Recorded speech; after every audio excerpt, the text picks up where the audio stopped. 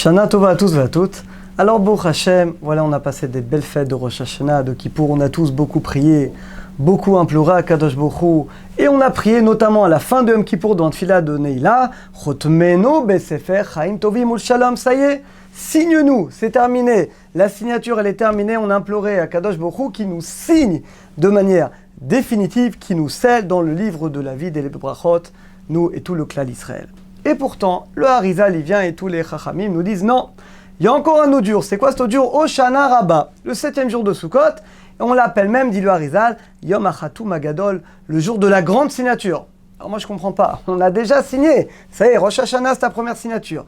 On a pu se rattraper encore jusqu'à Kippour. La Neila, Neila ça y est, c'est terminé. Comme son nom l'indique, Neila c'est la fermeture, ça y est. Et là voilà que les Chachamim viennent nous disent non. Il y a encore un autre jour, encore un autre jugement, qui est Hoshana Rabbah, qui est le jour de la grande signature. Mais quel intérêt? À quoi ça sert finalement, maintenant que tout est déjà décidé? Pourquoi on va faire encore un autre jugement, encore une autre signature? Et la deuxième question que j'aimerais partager avec vous, qui est encore plus forte. Quelle est la mitzvah essentielle? Alors à part la veillée, il n'y a pas d'obligation, mais on a le minag, on a l'habitude bien entendu de rester réveillé, d'étudier la Torah, de prier, on dit certaines slichot. Et la mitzvah d'Hoshana Rabbah, c'est quoi? C'est la Harava. On va prendre 5 feuilles de Harava, donc 5 feuilles du sol pleureur.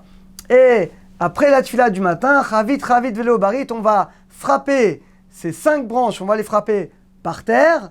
Et Minag Anevim, quand on le dit dans le Hiratson, c'est un minag, une coutume qui a été instituée par les prophètes, c'est-à-dire pas seulement par les sages, mais par les Nevim.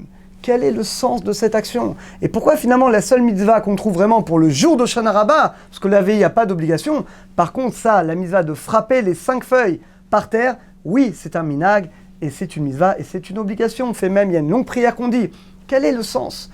Et surtout que moi, je ne comprends pas. Vous savez pourquoi je ne comprends pas, hein? Vous savez comme moi que les 4 espèces du loulav, chacun correspond à un type de juif.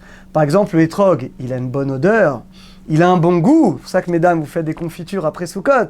Eh bien, c'est comparé aux tzadikim, aux gens qui, comme vous, étudient la Torah, font des mitzvot. Et donc, chacune des 4 espèces correspond à un type de juif. Et finalement, la moins importante des 4 espèces, c'est quoi? C'est bien entendu, c'est la rava. Parce que la rava, vous le savez, il n'y a pas d'odeur, il n'y a pas de goût, c'est pas bon, il n'y a pas de bonne odeur. Et la Gemara nous dit que ça correspond aux juifs qui n'ont ni Torah, ni Masim Tovim. C'est que ce sont des juifs, ni ils étudient la Torah, ni ils font de bonnes actions. Donc a priori, la rava, c'est l'espèce, la chose la moins importante. Moi, j'aurais dit, si on fait un tikkun, on va prendre le hétrog, on va prendre le loulav. Non, eux, on les touche même pas. On prend juste la rava, l'espèce la moins importante, qui coûte en plus le moins cher, et c'est avec elle qu'on va frapper par terre pour faire ce minag, ce tikkun, d'après d'autres, peu importe. Cette institution, en plus par les Nevim, par les prophètes. Quel est le sens profond? Qu'est-ce que ça signifie? Et quel rapport avec nous? Alors, en réalité, on va voir qu'il y a 2 facettes dans le jugement. Il y a un jugement de Rosh Hashanah, de Kippour, qu'on a déjà terminé, et on a une autre facette du jugement qui s'offre à nous durant cette veillée de Hoshana Rabbah. Alors vous savez, Hoshana Rabbah, il n'y a pas beaucoup de maîtres qui parlent beaucoup de Hoshana Rabbah. Et un des grands maîtres des Rishonim, des maîtres du Moyen-Âge, qui parlent beaucoup de cette veillée, c'est Rabbeinu Bechaye. Rabbeinu Bechaye est un maître du Moyen-Âge, et dans son livre qu'il a écrit, Kaf Hakema, alors là-bas c'est par lettre alphabétique, si vous prenez la lettre Aïn, Arava, et là-bas il a écrit 3-4 pages entières sur la veillée d'Hoshana Rabbah. Il va nous dévoiler un petit peu le sens profond de cette mitzvah. Alors d'abord il cite un verset, Rochev Aravot. Vous savez que Arava, tiens c'est marrant, parce qu'il y a un passou qui dit Rochev Aravot. On dit que Hachem, il va chevaucher Aravot sur quoi? Sur le ciel. Quel rapport avec le ciel? Alors la Gemara a dit dans Chagiga que vous savez il y a en réalité 7 cieux. Et la Gemara dit qu'en réalité, ramène les 7 noms. Chaque ciel correspond à un nom. Eh bien Arava, à quel ciel correspond? Eh bien, la Gemara dit que Arava, c'est le 7e ciel. C'est le ciel le plus élevé. C'est-à-dire qu'il y a 7 niveaux, et finalement, le niveau le plus élevé, c'est quoi? Arava. Et c'est la raison d'ailleurs pourquoi on dit que Akadosh Baruch Hu, Rochev Aravot, il chevauche la Aravot. C'est quoi la Aravot? Eh bien, c'est le 7e ciel. Sous-entendu que Akadosh Baruch Hu, bien entendu, il va dominer, il va être au-dessus des 7 cieux. Bon, c'est marrant, donc l'Arava, c'est le 7e ciel. Bon, regardez ce qu'il écrit. Il dit, c'est la raison pour laquelle, étant donné que la Gemara dans Chagiga nous dit que Arava représente le 7e ciel, dit Rabbeinu Bechaye, c'est la raison pour laquelle les prophètes, les Chachamim, ont institué qu'on fait la mitzvah de Harava de le frapper quand? Le 7e jour de Sukkot. Ah, ça devient intéressant. Dit Rabbeinu Bechaye, Harava c'est le 7e ciel. C'est la raison pour laquelle les prophètes ils ont institué que le 7e jour de Sukkot, au Shana Rabbah, on est le 7e jour de Sukkot, on va prendre la Harava, donc qui représente le 7e ciel, et on va le frapper par terre. Alors le rapport est joli, mais on n'a pas compris. Quel rapport? Quel rapport entre le 7e jour de Sukkot avec le 7e ciel? Harava, maintenant, on dit que c'est pas seulement une branche, c'est également le 7e ciel. Donc bien entendu, ça demande explication. Surtout qu'encore une fois, l'Harava, elle a rien. Elle n'a pas d'odeur, elle n'a pas de goût. Donc finalement, qu'est-ce qu'elle a de spécial, l'Harava? Qu'est-ce qu'elle a de spécial pour qu'on fasse l'institution des Chachamim finalement à travers l'Harava? Alors vous allez voir, on va voir ensemble que, Bezat Hashem, on va voir ensemble que toute notre vie, elle se résume en un mot, l'Harava. Pourquoi? Quel rapport entre nous et l'Harava? Alors pour ça, il faut revenir à la création du monde. Pourquoi Akadosh Baruch Hu, il a décidé de créer le monde? Akadosh Baruch Hu, par essence, il est infini, il est parfait. Donc Hachem, il a besoin de rien. Pourquoi il a décidé de nous créer? Alors le Ramchal, au tout début de Mesilat Yesharim, c'est dans les premières phases, il dit « Lo nivra et Adam » et là, « Litaneg al Hachem ». Il dit cette phrase extraordinaire. Pourquoi Hachem a créé l'homme? Pas pour souffrir, Chazé Shalom, pas pour pouvoir passer certaines choses, non. Akadosh Baruch Hu, il a créé l'homme, les Ta'anouk pour le kiff, pour le plaisir. Comme ça dit le Ramchal au tout début du Mesilat Yesharim. Hachem, il a créé l'homme pour lui permettre d'atteindre le summum du plaisir. C'est quoi, bien entendu, le summum du plaisir? C'est le plaisir spirituel. Essentiellement, ce plaisir, il est dans le Olam Haba, mais déjà dans ce monde-là, on peut goûter au plaisir spirituel.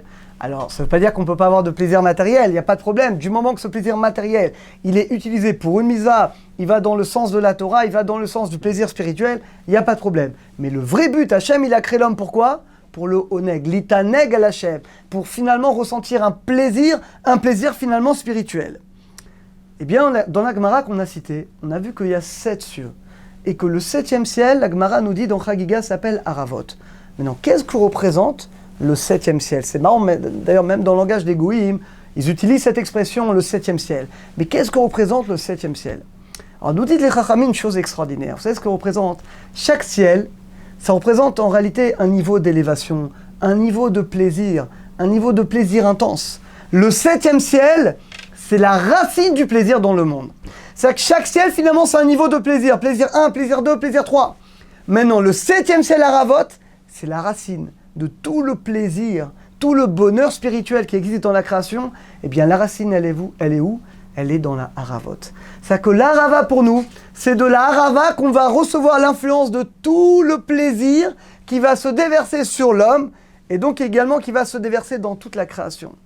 Eh bien, nous dit le Ramchal, Akadosh Baruch Hu, il a créé l'homme. Pourquoi? Pour le plaisir, pour que l'homme puisse s'unir avec Akadosh Baruch Hu et à travers la Torah et les Mitzvot puisse ressentir un plaisir, mais un plaisir qui est totalement infini. Quelle est la racine de ce plaisir? Eh bien, la racine de ce plaisir, elle est finalement au 7e ciel. Comment on peut recevoir ce plaisir? Vous savez comment on peut recevoir ce plaisir? À travers l'espérance, à travers l'espoir. Quand quelqu'un, il va orienter sa vie dans la Torah, c'est pas seulement il va l'orienter, mais il va totalement se diriger, il va espérer à 100%, il va se connecter avec le ciel, et il va espérer recevoir cette bracha, recevoir ce plaisir du 7e ciel de l'Haravot. Eh bien, quand un homme, il est finalement en prière, il est tourné vers Akadosh Baruch Hu, et qu'il se tourne pour recevoir ce plaisir, eh bien là, l'homme, on a la possibilité de recevoir ce plaisir. Qu'est-ce que ça veut dire? Alors, vous savez, une Gemara que tout le monde connaît, la Gemara dit dans Shabbat qu'à 120 ans, Akadosh Baruch Hu nous posera 6 questions essentiellement. Est-ce que tu as été honnête dans tes affaires? Kavata etim la Torah, tu as fixé tous les jours un temps d'étude? Et dans les 6 questions, il y a une question qui est un petit peu bizarre. Tzipita lishwa, est-ce que tu as espéré la délivrance? Bon, c'est un petit peu bizarre comme question. Je comprends qu'on va me juger sur des actes, mais est-ce que tu as espéré la délivrance? Bon, ok, il y en a qui ont espéré beaucoup, il y en a qui n'ont pas espéré. En quoi c'est tellement fondamental? Pourquoi cette question on va nous poser? Alors, dit le Maharal de Prague une chose extraordinaire. Il dit en réalité, c'est pas pour nous juger. Ah, tu as bien fait, tu n'as bien fait, te récompenser, te punir. Non, c'est qu'on ne peut donner la Géoula, la délivrance à quelqu'un que s'il a espéré. C'est que dans ce monde et dans l'autre, on ne peut pas donner à quelqu'un quelque chose qui n'a pas espéré, qui n'a pas voulu recevoir. Vous savez, c'est pareil, la Gemara dit que quelqu'un qui ne croit pas à Triat Hametim, à la résurrection des morts, il ne pourra pas revivre. C'est pas une punition, mais c'est qu'on ne peut pas donner quelque chose à quelqu'un qui n'a pas attendu, qui n'a pas espéré. Si jamais une bracha, on dit je vais te donner quelque chose, mais si la personne elle veut pas le recevoir, elle se prépare pas à le recevoir, c'est pas une punition. Tu veux pas le recevoir, bah tant pis pour toi. Ben finalement c'est exactement pareil. Quand un Kadosh va nous demander est-ce que tu as espéré la délivrance, c'est pas pour te récompenser ou te punir. Non, c'est que on ne peut te donner la délivrance. On ne peut te donner une récompense que si toi, dans ce monde, tu as espéré la recevoir. Parce que si tu as espéré recevoir la délivrance, eh bien, tu t'es lié avec Akadosh Baruch Hu. Tu t'es lié avec la Géoula. Et dans ce cas-là, tu peux mériter la Géoula. C'est comme Triat Hametim. Tu as cru dans la Triat Hametim. Tu as la Emouna qu'Hachem va faire revivre les morts. Comme on dit Mechei Hametim tous les jours dans la Mida 3 fois par jour. Étant donné que tu y crois et que tu espères, eh bien finalement, tu peux mériter finalement cette récompense. Mais si finalement tu n'y crois pas, ou ça ne t'intéresse pas, tu n'espères pas, eh bien on ne peut pas donner quelque chose à quelqu'un dans lequel il ne croit pas, il n'espère pas. Eh bien finalement c'est un petit peu pareil. Cette aravot, cette source du plaisir infini, cette source du plaisir suprême, on ne peut le donner qu'à quelqu'un qui va finalement espérer le recevoir, qui va vouloir le recevoir. Et ça finalement c'est tout le sens de la veillée d'Hoshana Rabbah. Alors on va expliquer un peu plus cette idée. Je vous posais une question. Quelle est la qualité qu'a la Rava que n'a pas les autres? Ça veut dire, qu'est-ce qu'elle a de spécial la Rava? Elle a forcément quelque chose d'extraordinaire. Le hétrog, on sait, le hétrog, il a une bonne odeur, il est beau, on le paye très cher. Ok. La Rava, c'est magnifique. Tout ce que vous voulez, le hadas, tout est très beau. La Rava, c'est la chose la plus simple, qui coûte le moins cher. C'est pas très beau, il n'y a pas d'odeur. Qu'est-ce qu'elle a de spécial? Alors la Gemara nous dit dans Souka, page 34b, la Gemara dit, vous savez qu'il y a une condition.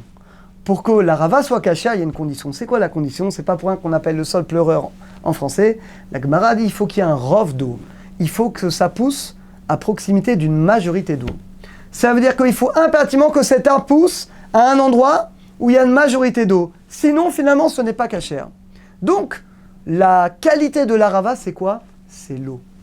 Qu'est-ce que représente l'eau dans la Torah? Bien, vous le savez, l'eau représente la rachamim. La miséricorde d'Akadosh Baruch Hu. On compare d'ailleurs le chesed d'Hachem avec l'eau. Vous savez, quand on voit une étendue d'eau, une mer, c'est extraordinaire, vous voyez, on a l'impression que c'est totalement infini. Et ben on dit que si tu veux imaginer la bonté d'Akadosh Baruch Hu qui est infinie, et ben regarde un océan. Un océan, tu vois, il n'y a pas de fin. Pour nous, en tout cas, c'est quelque chose qui paraît infini, il n'y a pas de fin. Et ben le chesed d'Akadosh Baruch Hu, et ben finalement, il est pareil. Il est infini. Alors vous savez comment on va faire pour recevoir cette bonté infinie? Comment on va faire pour recevoir la Ravot? Comment on va faire pour recevoir la source de ce plaisir infini? Vous savez comment on va faire? Eh bien tout simplement, on va s'annuler. Mais pas s'annuler comme Rosh Hashanah Kippour, de manière totalement différente. On va s'annuler en comprenant, en intégrant qu'on dépend entièrement de quoi? De l'eau. De même que la Rava, il faut une majorité d'eau pour qu'elle puisse exister, qu'elle soit cachère. Et bien de même l'homme. Pour qu'un homme puisse exister, comprendre profondément, il doit comprendre qu'il vit uniquement à travers une majorité de chesed d'Akadosh Baruch Hu. C'est que si on ne comprend pas que la majorité de notre vie, c'est une bonté d'Hachem, c'est une miséricorde d'Hachem, et bien dans ce cas-là, on ne peut pas recevoir le plaisir infini. On ne peut pas recevoir la Ravot, parce qu'encore une fois, la Ravot, ce 7e ciel, ce 7e jour de Sukkot, on fait la Rava, on le fait. On reçoit, mais on reçoit cette influence que pour celui qui est tourné, qui a l'humilité, qui veut recevoir cette influence. Mais si on veut pas, on n'est pas intéressé à recevoir cette influence, eh bien on ne peut pas la recevoir. Alors qu'est-ce qu'on doit faire? Qu'est-ce qu'on doit faire pour recevoir cette influence? Est-ce qu'on doit faire une seule chose? Espérer, attendre avec la Emouna. De même que ce sol pleureur, eh ben, il est là, il fait rien. Il attend la majorité d'eau qui va venir, qui va faire pousser cet arbre, qui va faire pousser ses branches, et on va pouvoir prendre la Rava. Et bien, de même, nous-mêmes, on devient une Rava. Alors, comment tu peux mériter le jugement? Tu sais comment? Eh bien, tu vas prendre ce chesed, tu vas espérer dans le chesed Hachem, tu vas finalement mettre de côté tout ce que tu as fait, toutes tes propriétés propres, tu vas t'annuler entièrement dans la prière et dans l'étude vis-à-vis d'Akadosh Baruch Hu. Il y a d'ailleurs une allusion à ça. Vous savez, dans le Zohar, il y a beaucoup de machalim à quoi on compare. Il y a différentes sources à quoi on compare le hétrog, la rava. En tout cas, dans la version du Gaon de Vina, la rava, c'est comparé à quoi? Sfataim. C'est la bouche. On voit d'ailleurs, ça a effectivement une forme de bouche. La shidra du loulav, donc le le dessus du loulav, ça correspond aux lèvres, au cœur. Et le hadas, ça représente les yeux. On voit d'ailleurs, ça représente exactement des yeux. Quel est le point commun entre les yeux, le cœur et la bouche? Alors, il dit le Gaon de Vilna une chose extraordinaire. Vous savez, le point commun, ce sont les 3 membres de la tfila. Eh bien oui, tu pries avec ta bouche, tu pries surtout avec ton cœur, et tu pries bien entendu avec tes yeux. Pour te dire que finalement, quelle est la symbolique la plus forte dans le loulav, c'est quoi? C'est la tfila. C'est quoi la tfila? Tu t'annules et tu te tournes totalement vers Akadosh Baruch Hu.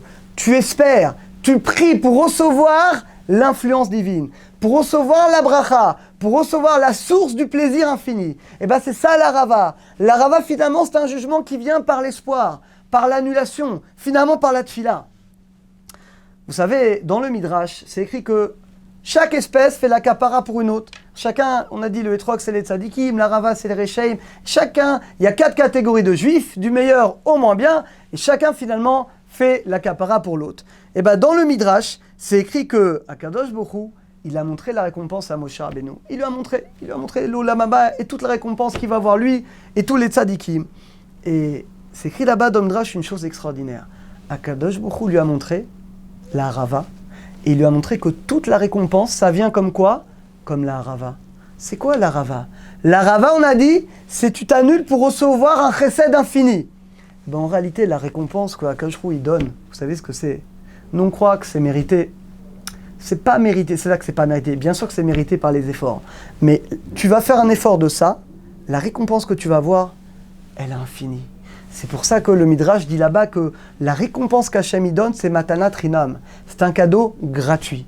D'ailleurs, on apprend que Moshe Rabbeinu va être Hanan. Qu'est-ce qu'il dit Rashi? Il va être Hanan. C'est quand Moshe Rabbeinu, il a fait 515 prières. Gamatria va être Hanan. Littéralement, je t'ai imploré pour rentrer en Eretz Israël. Et Rashi dit là-bas que les tzadikim, quand ils prient toujours. Ils ne mettent pas en avant leur mérite. Moshe Rabbeinu, il aurait pu dire, attends Hachem, t'es gentil. J'ai fait tous les miracles, j'ai fait sortir Ben Israël d'Égypte, j'ai donné la Torah. S'il y a bien quelqu'un à qui on devait faire une faveur, c'est bien Moshe Rabbeinu. Et pourtant, non. Comme Moshe Rabbeinu il prie d'Irachi comme Matanat Rinam. Il prie Hachem, moi je suis rien, je mérite rien. Mais je t'implore, dans ton infinie miséricorde, permets-moi de rentrer en Eretz Israël, de l'avoir. Et bien finalement, on apprend de Moshe Rabbeinu que c'est comme ça qu'on doit prier. Si on prie avec orgueil, Hachem, je veux, je mérite, je pense, c'est pas ça. La vraie tfila, c'est quand tu comprends que tu mérites rien du tout. Alors c'est vrai, chacun fait des efforts, d'accord, mais ce qu'on fait en réalité, c'est ça. Mais ce qu'on reçoit, d'accord, c'est totalement disproportionnel, c'est totalement infini. Alors, qu'est-ce qui va représenter cette dimension de Matanat Rinam, de prier en s'annulant devant Dieu, de prier en espérant la majorité d'eau, la majorité de chesed, comme la rava, qui ne peut exister, qui ne peut être cachère, que c'est une majorité d'eau, vous savez comment? Eh bien, c'est la rava. La rava, finalement, c'est la tfila, l'annulation. On s'annule totalement devant un Kadosh Baruch Hu. Maintenant, on commence à mieux comprendre les 2 signatures qui existent. La première signature, on l'a passée, c'est Rosh Hashanah Kippour, le mois des Louls. Je vous fais remarquer que la première signature, on l'a méritée. Je dis bien méritée. Ça veut dire, tu as fait tchouva, tu as fait ce qu'il fallait au mois des Louls, tu as fait ce qu'il fallait à Rosh Hashanah, à Seret Yom Kippour, tu as fait tchouva sur tes fautes, tu as mérité le pardon. Alors c'est sûr que le pardon, c'est un chesed extraordinaire. Mais attention, il faut être clair. Celui qui n'a pas fait tchouva Rosh Hashanah Kippour, il n'y a pas de pardon. Sans tchouva, il n'y a pas de pardon. Donc, la tchouva de Rosh Hashanah de Kippour, c'est une tchouva, regardez, qu'on a mérité grâce à nos efforts, à nos prières, à notre tchouva. Et alors, Bezat Hashem, on a réussi? Peut-être oui, peut-être non. Là, Kadosh Baruch Hu, dans sa miséricorde, il va nous donner une deuxième chance. Mais une chance qui est beaucoup plus forte, qui est beaucoup plus grande que Rosh Hashanah Kippour. Vous savez pourquoi? Parce que Rosh Hashanah Kippour, encore une fois, on l'a mérité. On l'a mérité, on a mérité ce cadeau qui nous est donné de Yom Kippour, mais on l'a mérité par nos efforts, par le jeûne, par les tfilotes, etc. Donc on l'a mérité. Là, au Shana Rabbah, ça va être le contraire. C'est quoi au Shana Rabbah? Pourquoi on fait la mitzvah, le tikkun des Nevi'im? Pourquoi on va prendre la rava? Pourquoi on va la frapper par terre? Vous savez pourquoi? Le par terre, bien entendu, c'est la matérialité. Parce que là, c'est quoi le travail de Shana Rabbah? C'est le contraire. C'est la tchouva, mais qui n'a rien à voir avec la tchouva de Rosh Hashanah Kippour. La tchouva de Rosh Hashanah Kippour, je regrette mes fautes, je fais l'aveu verbal, je prends sur moi de changer. Là, c'est autre chose. On va nous demander un autre travail. C'est quoi le travail de Shana Rabbah? Tu vas t'annuler. Tu vas t'annuler comme la Rava. La Rava, elle vaut rien. Combien ça coûte une Arava? Ça coûte 5 shekels en Israël, ça coûte 2 euros en France. Ça coûte rien. N'importe qui peut faire de la Arava, il apprend que ça coûte rien. Ça pousse Efker, ça appartient à personne. Les trogim, regarde combien on paye. Regardez comment on paye cher les trogim. Regarde les Arava, ça coûte rien du tout. Et il faut quoi? Il faut juste de l'eau. De l'eau, c'est Efker. C'est sans propriétaire, ça appartient à personne. Et ben nous, on doit se voir comme une Arava. C'est qu'on doit comprendre qu'au fond, on n'est rien du tout. Et ce qu'on peut faire, ce qu'on arrive à faire un petit peu de Torah, de mitzvot, on doit avoir l'honnêteté. C'est pas grand-chose. Et c'est uniquement un chesed d'Akadosh Baruch Hu. Si on arrive, durant la nuit d'Hoshana Rabbah, la journée d'Hoshana Rabbah, à cette conscience qu'on n'est rien. Et tout ce qu'on a dans la vie, c'est uniquement parce qu'on a une majorité d'eau. Parce qu'on a une majorité de chesed d'Akadosh Baruch Hu. Mais sans ce chesed, on n'existe même pas. On vit même pas. De même que la Rava, s'il n'y a pas de majorité d'eau, elle ne peut pas exister, elle n'est pas cachée au niveau de la lacha, parce qu'il faut une majorité d'eau. Et bien le niveau de la rava, c'est ça, c'est tu t'annules. Alors vous allez me dire, mais c'est quoi le travail? Tu sais c'est quoi le travail? C'est un travail de émouna, d'espoir. Tu t'annules et tu es rempli de bitachon, de confiance, de émouna, et tu te tournes vers Akadosh Baruch Hu, et tu espères recevoir la bracha. Mais quelle bracha? On ne parle pas de parnassa, on ne parle pas de santé, on parle de beaucoup plus que ça. Quelle bracha? La bracha du 7e ciel. C'est quoi la bracha du 7e ciel? Tu vas espérer, tu vas t'annuler et tu vas implorer Hachem qui déverse sur toi et sur tout le clan d'Israël la source du plaisir infini. Où est-ce qu'elle est? 1, 2, 3, 4, 5, 6, 7. Elle est là-haut. Elle est dans le 7e ciel. C'est la raison pour laquelle, ce que dit Rabbeinu Bechaye, c'est la raison pour laquelle le 7e jour de Sukkot, les Chachamim ont institué qu'on va prendre les 5 feuilles donc de Haravot pour faire descendre sur nous l'influence finalement du 7e ciel. C'est la raison pour laquelle c'est uniquement grâce à ça qu'on peut réussir le jugement de Hoshana Rabbah. Donc en réalité, le jugement de Hoshana Rabbah n'a rien à voir avec Rosh Hashanah Kippour. Rosh Hashanah Kippour, c'est une tchouva active. Je regrette la faute, je fais le vidouille, je prends sur moi de changer. Tu mérites le pardon. Là, on ne va pas te demander de faire un pardon sur tes fautes. On va te demander plus que ça. On va te demander de comprendre que finalement tu n'es rien. Mais pas tu n'es rien pour dire moi je suis rien. Que tu comprends que tu es comme la Rava. Que toute ton existence, elle ne dépend que du chesed d'Akadosh Baruch Hu. On ne te demande pas d'être une serpillère, Chas Shalom. Mais tu comprends que même ce qu'il y a de bien en toi, même la Torah que tu fais, les mitzvot que tu fais, Baruch Hashem, mais entre nous, c'est vraiment ton mérite. C'est pas ton mérite. D'accord, tu as le mérite de la décision, mais c'est un chesed, c'est une bonté d'Hachem. Comme un père qui donne tout à son fils, tout ce qu'il fait, c'est grâce à son père. Et bien nous, tout ce qu'on peut faire dans notre vie, c'est uniquement par le chesed d'Akadosh Baruch Hu. Si on arrive à cette conscience, à prier dans cet état d'esprit qu'on est une arava, on va la frapper par terre pour dire moi je suis rien, je suis comme une arava, je suis rien du tout, j'ai pas le mérite, j'ai rien du tout. Ah, tu as cette conscience. Et bien là, tu réussis le jugement d'Hoshana Rabbah. Parce que là, c'est-à-dire que tu arrives à faire descendre sur toi la source du plaisir infini, qui est le Haravot, qui est finalement le 7e ciel. Et c'est pas pour rien d'ailleurs que, regardez cette gamatria, elle est extraordinaire. Arava, c'est la même gamatria, la même valeur numérique que Zera. C'est quoi Zera? C'est la semence. Pour dire de même qu'à partir d'une graine, d'une semence, eh ben, tu fais renaître un homme, un arbre. Et bien de même, l'Arava, grâce à cette mise de l'Arava, on peut totalement renaître. On peut redémarrer une nouvelle vie. Parce qu'une fois que tu comprends que tu n'existes, tu ne vis, que ce que tu fais, c'est que par le chesed d'Akadosh Baruch Hu, alors l'orgueil n'existe plus. Et c'est évident que tu t'annules et tu te diriges totalement pour recevoir finalement tout d'Akadosh Baruch Hu. Et bien finalement, c'est là. C'est ça le jugement d'Hoshana Rabbah. Et c'est vrai que c'est un jugement qui n'a strictement rien à voir avec le jugement d'Elul, avec le jugement de Rosh Hashanah, avec le jugement d'Aseret et Metshuvah, avec le jugement de la Neila. Maintenant on comprend pourquoi il y a 2 signatures essentielles. Il y en a 3. Il y a, on va dire, la première de Rosh Hashanah qui termine avec Yom Kippour.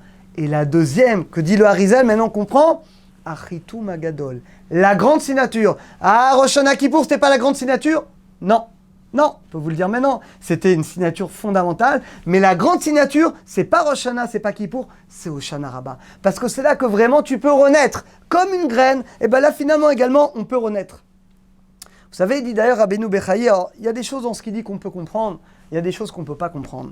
Alors il fait remarquer Rabbeinu Bechaye que la date d'Hoshana Rabbah, vous savez que c'est le 21 Tishri, Kaf Aleph Tishri, le 21 Tishri.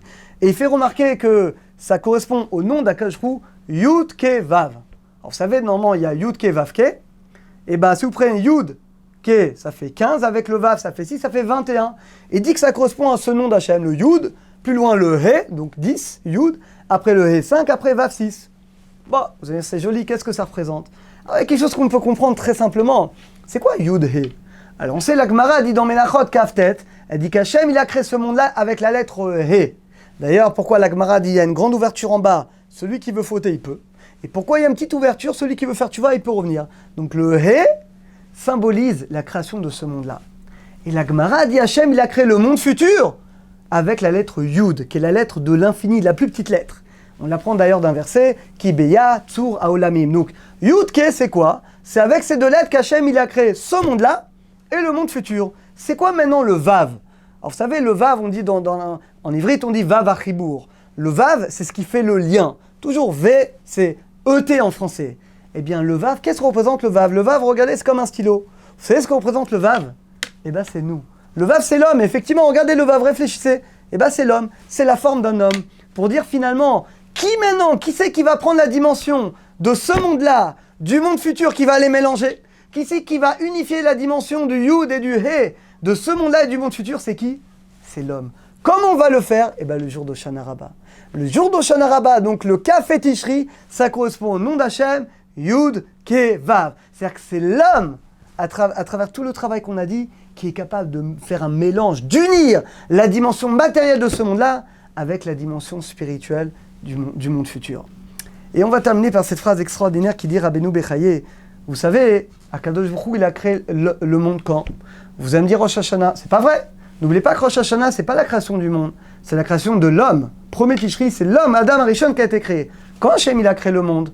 C'est simple, 6 jours avant, Kaf, He, Elul, le 25 Elul. Alors écoutez bien, si vous comptez du 25 Elul au 21 Tishri, donc le jour de Hoshana Rabbah, il y a combien de jours? C'est pas moi qui le dis, c'est Rabbeinu Bechaye, il y a 26 jours.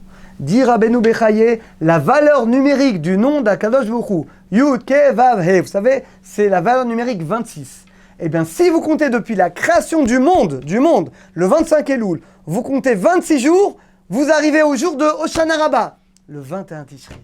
Ça veut dire, mon Rav Abotai, c'est extraordinaire ce qu'il dit. C'est-à-dire que 26, on sait, c'est le nom d'Akadosh Baruch Hu.